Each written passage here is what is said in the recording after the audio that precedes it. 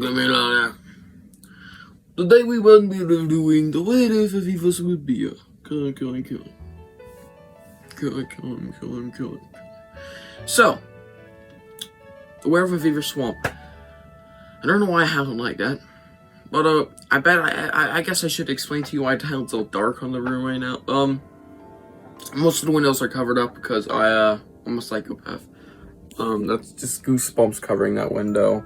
The other window is, the light coming from is being blocked by a giant pillar and a giant TV. So, pillar being Slappy's case from Goosebumps Terrors. It's definitely gonna be replaced by this thing over here, which is a little off camera. Hey, TV show Slappy. If you guys didn't know I had that, I'm pissed. Anyways, yeah. The Werewolf of Fever Swamp is probably one of the most classic Goosebump books. Everybody loves it. I can see why for the most part everybody likes it. And yeah, it's got one of the best color schemes. It looks very beautiful. Very pretty. But yeah, without further ado, let's get into it. There's something horrible happening in Fever Swamp. Something really horrible. It started with strange howling at night. Then there was a rabbit torn to shreds. Everyone thinks Grady's new dog is responsible. After all, he looks just like a wolf, and he seems to be a little on the wild side. But Grady knows his dog is just a regular old dog. And most dogs don't howl at the moon, or disappear at midnight, or change into terrifying creatures when the moon is full. Or do they? Reader beware, you're in for a scare. Goosebumps also available from Stine. You can't scare me. Yeah. This is a fucking awesome book. Yeah, I can't really say much about it. This book's kind of self-explanatory. It's just pretty good. I mean, this is like one of the very few werewolf books we ever really get. I mean, there is quite a few, but like one of the few in the, original series. There's only 2. And give yourselves, they don't really count exactly, because you could, I'm betting $1 million that in some ways you choose, you can just not encounter the werewolves. And I already know Full Moon Fever's kind of a lie. I haven't even got that one. At least that's what I've heard. A lot of people have said that. So, yeah. But for being the first werewolf book, at least, yeah, this is probably one of the best Goosebump books out of the first 20, at least. It's a fun read. Let's get into why, though. Starting with the upsides. So, the Werewolf of Fever Swamp has a few upsides and a few downsides. The upsides definitely outshine the downsides, but the downsides are still there. The upsides of Fever Swamp were the positives. I probably should start calling them positives, but I'm like, oh my god, wow, I don't want to change it now. Anyways, the upsides to this book, the werewolf. I don't think the reveal was all too surprising, but I'm happy with the werewolf being a character. I mean, it doesn't show up for much in the book. It's like the last 2-3 chapters. But the build up to it is pretty awesome. I do like that, and the werewolf was pretty cool. It was alright. It was scary. It was definitely a scarier Goosebump book. It was actually, and if you watch the episode, it's a decent, recreation of the book. It's not the best, really, but it's alright.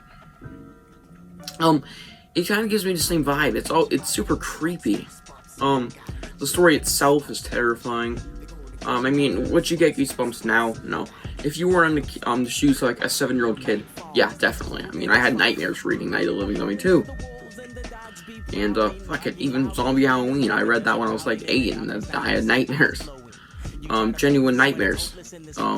Books scared me a lot more when I was like 7 to 8, maybe 9. But yeah, this is definitely one of the scarier of the originals, in my opinion. Moving on from that, just a few more episodes. I do like Grady. He's a nice character. So is Will, but he's just alright. I don't think I should really include him. Grady's a fine character. I like his enthusiasm. He's a good character. Also a good kid. Christ, it's just so hard. Okay, we're just gonna flip it. There's 4 fingers up. Put my pinky. I can't put my pinky down on its own. It's so hard. Is that just a me thing or what? Anyways, number 4. And I like the swamp hermit shit. How you think it's a swamp hermit for most of the book, unless you know you're kind of smart. Of course it's not. It's Will.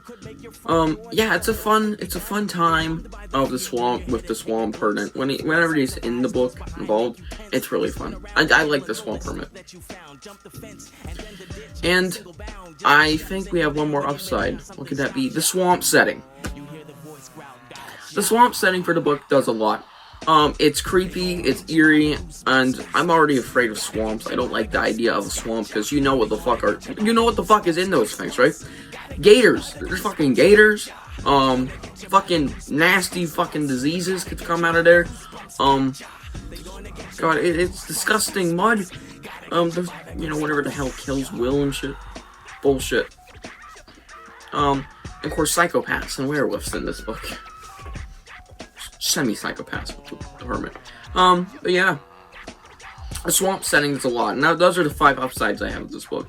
Let's move on to the downsides. I don't know if there's a lot, but we'll see. Grady's family. That's it.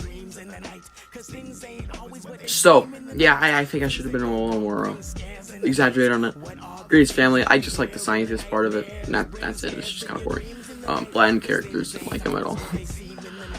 So, in my opinion, yeah, now for the actual rating, sorry. The rating of this book has to be a solid 9 out of 10. I think this is definitely one of the best Goosebumps books out of the original series. Obviously, iconic. Everybody knows the name of this book. When you think of Goosebump books, this usually tends to be one of the first ones to the mind, besides like Night of the Living Dummy, The Haunted Mask. In my opinion, since it's such an iconic book and cover. Entitled Fever Swamp's an awesome place. And yeah, I really can't say much more about this. Besides, it's definitely a 9 out of 10. Definitely just room for some improvement on the writing. Story was really solid. Decent characters, except for the family. I didn't like them really much. The hermit was cool. Will being a werewolf was kind of bland, but I mean, that's not really a downside. It's pretty typical Goosebumps. It's the Goosebumps standard. The endings are kind of bland and predictable. Sometimes they shock you, though. Sometimes they shock you. Example. Let's get Invisible, maybe? Probably not. Sorry. I'm looking up here. I know there was a book I read recently with actual twists, and I can't find it now. Creep from the Deep. Sorry. It's somewhere else in the room. Yeah. Genuine twists in that book. Genuine twists. Plural.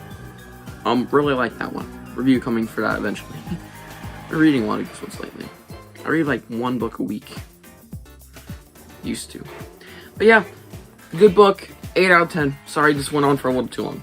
With the review segment. Sorry, the rating segment. Hope you guys enjoyed this quick review video. Sorry I didn't exaggerate much or go crazy. I'm tired. I kind of just wake up. And the book, some like minor parts are blurs to me. Like the dialogue and shit. Really good story though.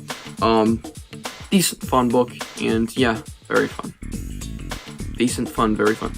I don't know, man. I'm tired. It was a good read. I do recommend it. And yeah, that's all I have to say for this video. Besides, my Goosebumps Mount Rushmore is coming very soon. I have been challenged by Goosebumps Completionist. It'll be out sometime else today. You beware, because you done the in for the scared. Anyways, yeah. See you guys in the next video, which is my Mount Rushmore later today. And yeah, see you guys in the next one. Bye.